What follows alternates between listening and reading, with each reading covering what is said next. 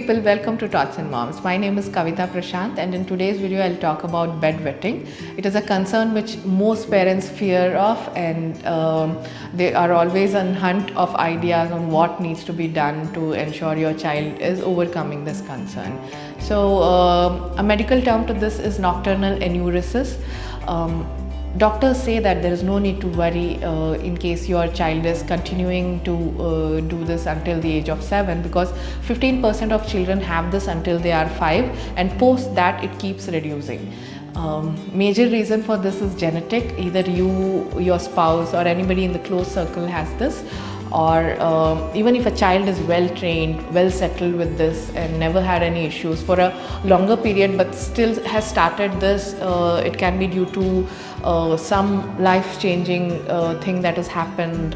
Either you have moved to one places, loss in a family, arrival of a sibling which can create a separation anxiety, or he's just watching some unwanted things. Like my daughter, 6-year-old, when I inquired that why did this all of a sudden start, I realized that she has started watching spooky stories, which is nothing but stories of ghosts, put it in cartoon. I don't know who creates such stupid things.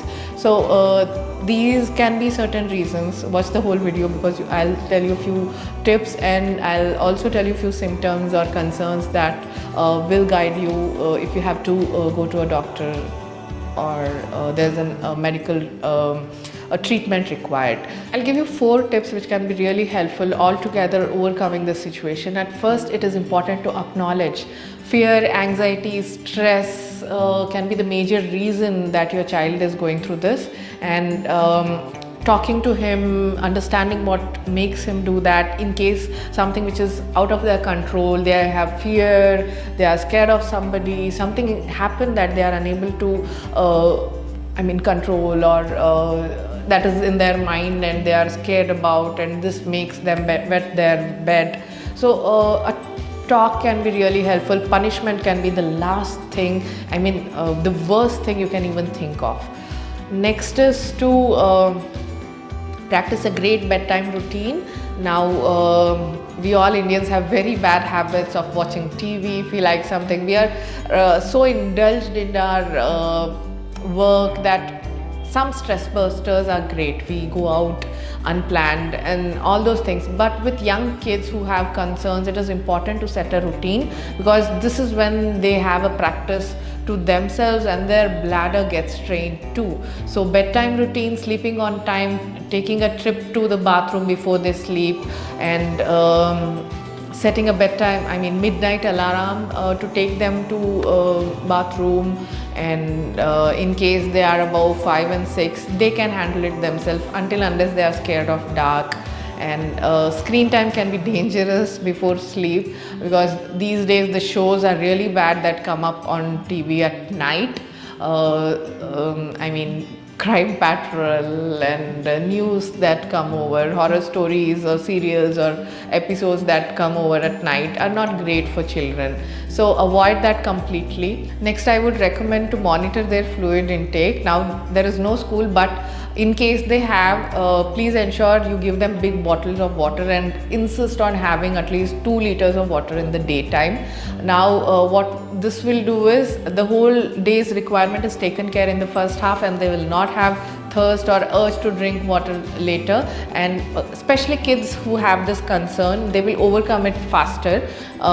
Before sleep, 1 hour, you try to eliminate a habit of having water or any sort of a drink.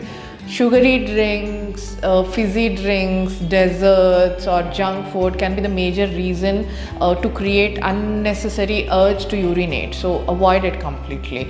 And at the last, I would say, have a good toilet habit. Now, kids at this age have this habit of playing, enjoying, being in what they are, and they find it lazy, or they just don't want to go to washroom time and again. So they control, they make faces and sit down. Observe if your child is doing it, because this can hamper their routine, and their bladder will really give up on them in case they do it. So practice in a better way, tell them, talk to them that this is not healthy for you. This can really be helpful. When to meet a doctor? Unfortunately, many of us think that it is a condition that needs medical treatment, but it is not. Up to 12, some kids have up to 14 most of the times, okay, unless it is a serious medical condition, it is okay. You can find certain symptoms of certain issues which I am going to tell you. It can be of sleep apnea, which is majorly where a child has breathing issues, and it may be due to UTI, urinary tract infection. There's a full video on it, do check that. It can also be due to diabetes. So all these scenarios which you find unnatural, which is not something common which happens to children, then please meet the doctor and talk to them. They will be the better judge to tell you, and only test results can tell that they have some medical condition. Let's not assume, and let's not put our children health or mentally weaken them by just pointing this out. Okay, surprisingly, I found many products which are helpful during this scenario. There are training pants, something which have a sponge or a layer inside which can keep them dry for a longer time, or there are bed liners like this which can come in the size of queen size bed or king size bed, which can really protect the bed, or some sheets which are waterproof sheets. For younger children you can use them. And this was a surprisingly nice thing called as I'm sorry if I was the only person who didn't know it. If you didn't know, or if you knew, comment and tell me. So I really didn't know about a bed wetting alarm like this. In case a child wets his bed, it's like a watch which is connected to his bed maybe, and it beeps maybe. So at this time children can get up, change their bed, or we can help them change their dress and sleep back. Because see, regular bedwetting can cause rashes, some infection, and also cough or cold issues, because it's not good, right? Towards the end of the video, I would like to remind you that your child is already in guilt, embarrassment. He may not like to go to relatives' house, your friend's house, or for a sleepover or anything. Acknowledge it, understand it. There is no need to public shame him on this, okay? Indian mentality is we are vocal about each and everything. We like to go public.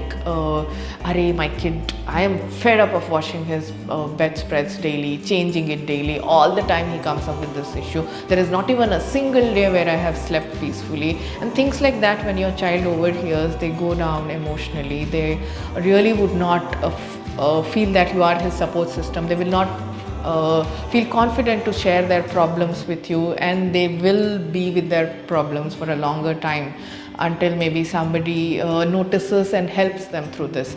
So we need to be their support system. We need to understand that this is a private thing, and we need to talk it privately, okay? So even to siblings, it is not an ideal thing that we discuss it with. They will really not like it.